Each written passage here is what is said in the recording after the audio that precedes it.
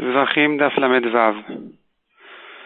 On a vu le principe dans les parakim précédents que la pensée de Pigoul est une pensée d'un celui qui fait l'avoda et qui a eu l'intention de faire le korban après son temps. Le korban devient Pigoul, c'est-à-dire celui qui mange de sa viande, et chayav karet. Ici la Mishnah dit, celui qui a eu l'intention au moment de la shrita non pas de faire la avoda, donc de jeter le sang ou de brûler les graisses demain, mais il a une simple pensée de laisser le sang jusqu'à demain, sans penser quoi en faire demain, ou bien de laisser les graisses jusqu'à demain, ou bien de les sortir de la hazara sans penser qu'il va les brûler à l'extérieur. La Mishnah ramène là-dessus une marloquette selon Rabbi Yehuda et entre Rabbi Yehuda et Chachamim.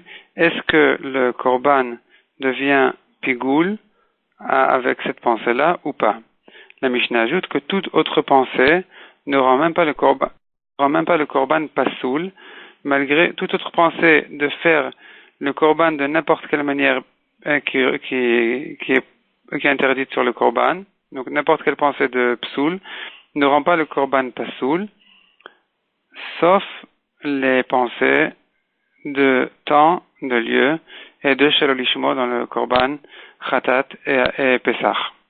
Ici la Gemara explique pourquoi est-ce que Rabbi Yehuda dit que la pensée même de laisser le sang et les graisses jusqu'à demain ressemble à une pensée de pigoul qui rend de pigoul, donc de les faire demain, qui rend donc le korban pigoul sur lequel on serait chayav karet. La Gemara au début ramène un pasouk, la Gemara repousse cette racha et finalement dit que Rabbi Yehuda ne le dit que de svara. Le principe de Rabbi Yehuda est de dire que tout ce qui rend le korban pasoul, sa pensée aussi rend le korban pasoul. Toutes les autres choses qu'on voit dans la Mishnah sont des choses qui sont interdites, effectivement, de faire dans le korban, mais qui ne le rendent pas pasoul. C'est pour ça que, s'il a pensé à les faire, ça rend pas non plus le korban pasoul. Puisque même s'il les faisait, le korban ne serait pas pasoul. La Gemara ensuite ramène une braïta qui dit, celui qui fait le korban khatat au sud, alors que sa place est au nord, il faut faire la shrita et recevoir le sang du korban khatat au nord du misbéach. Si il a fait au sud, c'est pas soul. De même, si au moment où il a fait la shrita, il a une intention de rentrer son sang au echal, c'est aussi pas soul.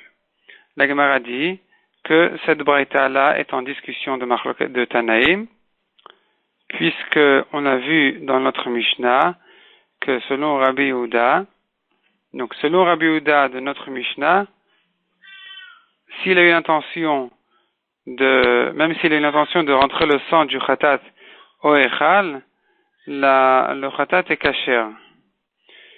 Et d'ailleurs, dans une Mishnah plus loin, on verra que même s'il a rentré mamash le sang du khatat dans le echal, eh bien, le khatat est kasher. Qu'elle va remettre s'il a eu l'intention de le rentrer, que le khatat est kasher.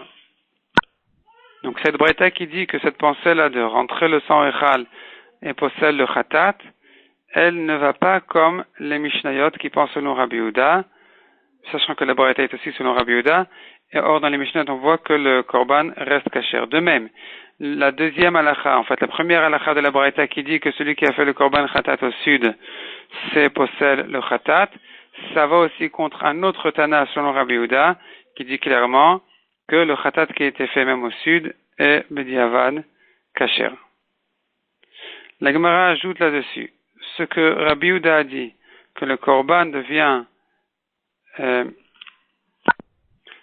pasoul, même avec une pensée de laisser le sang jusqu'à demain, alors qu'il n'a pas pensé de le jeter sur le misbéach demain. Donc le korban devient pasoul, pas pigoul mais pasoul. Si dans une autre avoda de ce même korban, il a pensé à jeter le sang vraiment après son temps, donc demain, ça rend le korban pigoul. Malgré qu'en général, la lacha est que si on a une pensée de psoul et une pensée de pigoul, la pensée de psoul annule la pensée de pigoul. Ici, Rabbi Yehuda est d'accord puisque ces deux pensées se ressemblent, donc de laisser le sang et de le jeter demain sur le misbéach. Donc la pensée de le laisser jusqu'à demain n'annule pas la deuxième pensée de pigoul. C'est ce que dit Rabbi Abba au nom.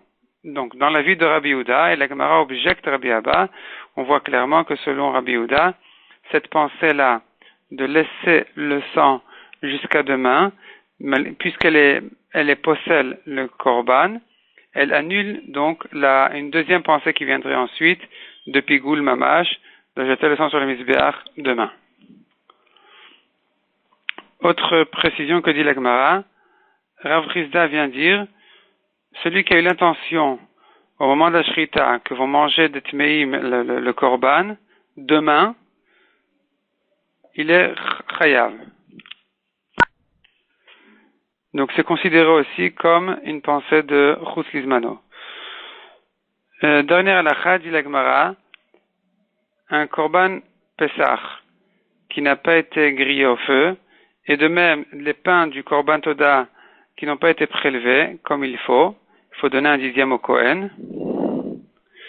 S'ils viennent de Tmeim les manger, ils sont chayavim.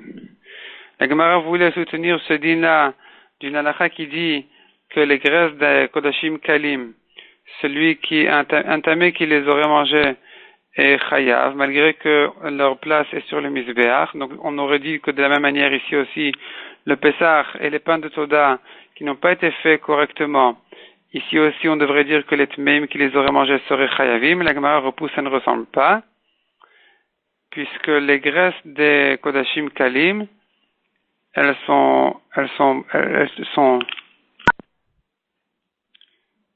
prêtes à être faites à leur place sur le Mizbeach. Tandis que ici, le Pesach qui n'a pas été grillé et les pains de Toda qui n'ont pas été prélevés, ils ne valent rien, ils sont mal faits.